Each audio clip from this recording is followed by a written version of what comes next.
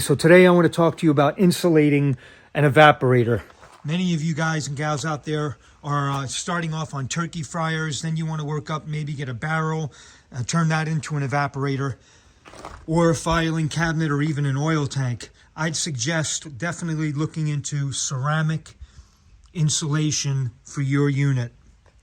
My Smoky Dauntless is fully insulated, and if you watch this video, you continue, I'm going to show you what the temperatures are. While this thing is working at full blast, we get about 14.5 gallons per hour of a boil rate if we're feeding it with good dry wood and we're taking care to fire it, when it needs to be fired. So this ceramic insulation, you've got to be cautious when you're using it. It can break down in some fine particles, so you may want to use a respirator. You don't want to tear it, twist it, and that kind of thing. And certainly, as you can see here, this is 5 years in. Working with it, it will start to fray. There are a couple of things you can do. One, you can be really careful and not get into it as far as moving it around much or playing with it. Another thing you can do is you can get what they call rigidizer. A lot of times you'll see this used in the blacksmithing forums that talk about making propane furnace for your blacksmithing needs. You can spray that on here, and that will basically encapsulate that ceramic insulation, and it'll keep it from blowing around.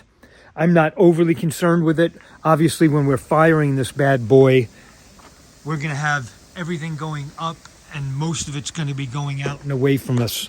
So that's just my take on it, but that's something you can consider if you're deciding to use ceramic insulation. So the big question is, where do you get ceramic insulation? You can pick some of this up on Amazon. I'll put whatever links I can find in the description below, but you may get a better deal like I did by going to a local pottery store and ask them where they get their insulation for their kilns. A lot of these pottery stores have kilns that are going up to very high temperatures. They need to be really well insulated. That's how I found my supplier here in Connecticut. I bought a roll that I still have a ton of it left for like $100. This was a few years ago, but it's an industrial supplier.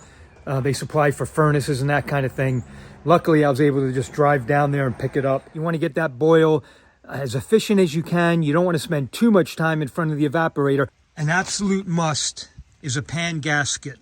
So what we use, this is about a 1/2 inch wide gasket, and we put this up on the edges before we set up our pan. I'm doing this with one hand, and we'll make sure that each part of this evaporator is covered. This is going to be like a vacuum. That fire is going to have a lot of heat, a lot of power. It's going to be a big draft going out your chimney.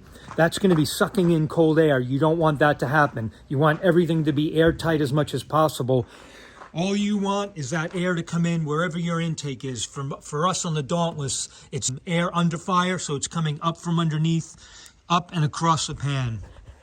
So what does this mean? The insulation is going to keep your fire in the evaporator and under the pan. We're going to fire it up here. We've been boiling this point for about an hour and a half, maybe a little bit longer, probably an hour and 45 minutes. So we just loaded it up.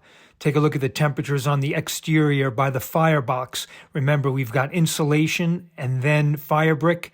We're at about 330. That's going to come up to a max of about 350. And of course, this is what the brick is like after we're closing down. We just pulled out some coals. 1,000 degrees is where this maxes out. So it's 1,000+ degrees right now, and the fire's not even going. If you're trying to improve the efficiency of your evaporator, check out the link above. That's my how to make your own maple sap preheater.